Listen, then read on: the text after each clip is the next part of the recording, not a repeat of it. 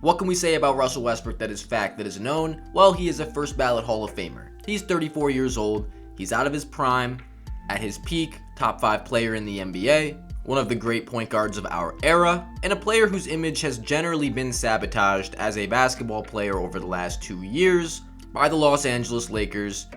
And no, he is not absolved from blame in how this situation all went down from the beginning to the end, but it is hard to place full responsibility on the back of Russell Westbrook for him being in literally the worst place he could have been in as far as basketball sense is made.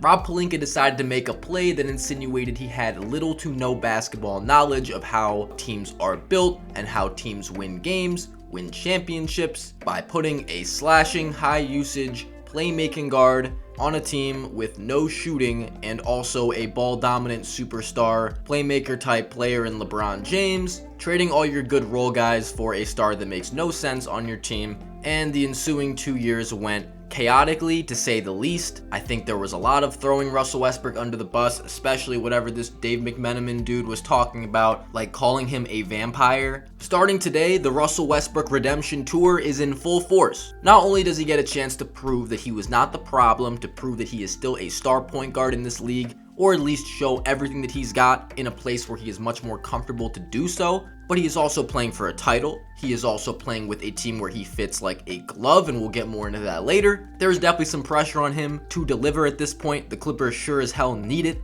And man, if things go good here, if this thing works like I think it could, we might have to take the Clippers a little bit more seriously than we are. And I'm not going to forget that I said this was the favorite to win the NBA Finals way before the season started. If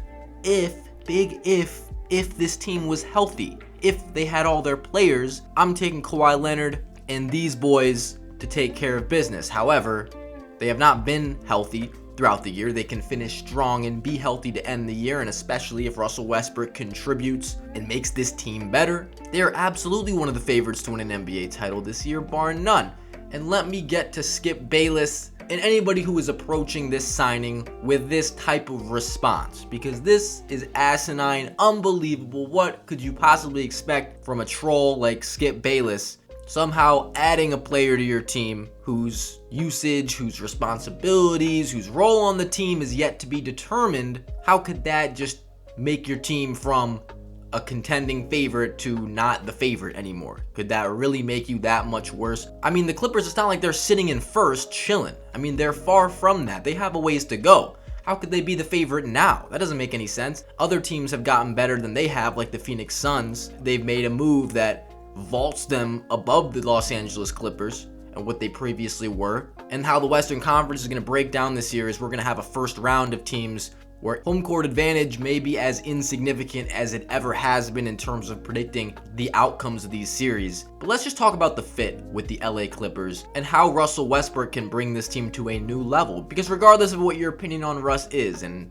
he is a very polarizing player for good reason, generally not for a lack of effort. This season he is at his second lowest points per game mark. He is at his lowest minutes per game mark by a mile. First year he's not playing 30 minutes per game. He is certainly not prime peak Russell Westbrook. However, even in limited minutes, he has still been producing for the LA Lakers in an environment that did not suit him, on a team that did not play to his strengths.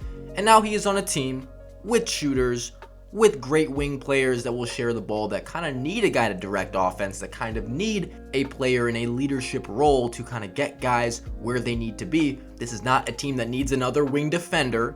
For Christ's sake, they already have a million of them. But the problem with this team all season long is the lack of a playmaking guard, a setup man, a floor general. And maybe Russell Westbrook isn't the greatest example of that in the NBA today. I know I was advocating for Mike Conley as a player this team should pursue, because he is a guy that could orchestrate an offense that allows guys like Kawhi and PG and others to get their shots in a much easier fashion, as opposed to Kawhi and PG trying to do everything themselves, using a lot more energy to get to their spots, to facilitate offense. This is not a championship team if PG and Kawhi are the point guards.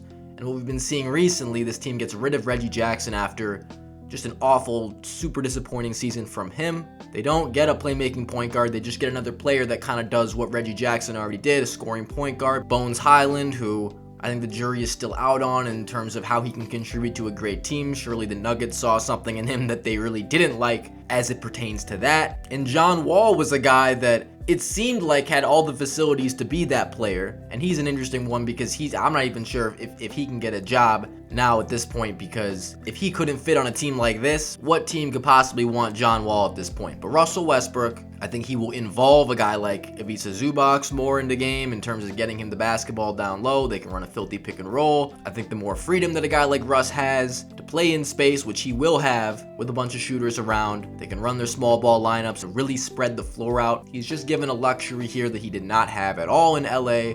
They did not have these kind of shooters. They did not have this kind of role cut out for Russell Westbrook, where I believe he's just going to be in the perfect position to thrive. They will have to deal with the growing pains of him getting used to playing with these guys. They will have to deal with some of the headaches, dumb turnovers, bonehead plays here and then. But overall, if Russell Westbrook is in the ideal spot, he will give you an energy surge. I think he can inspire a locker room, inspire a group, shouldn't make their defense worse. This is a team that needs a guy like this. Having Paul George play point guard and facilitate the offense is not to say that he's incapable, but you would just not ideally have him have to do that. There's a reason he's not a point guard. You want him playing where he is at his most naturally comfortable, which is on the wing, and the familiarity and the chemistry that him and Russell Westbrook already have is something that we should see on display early. So I think this makes it a lot more interesting. There are definitely a lot of ways this could go, but Russell has a chance to really redeem himself, to light a fire under himself, and be the team's starting point guard and really rechannel who he was a few years ago before this LA business happened. Just kind of got to erase that LA tenure out of his mind,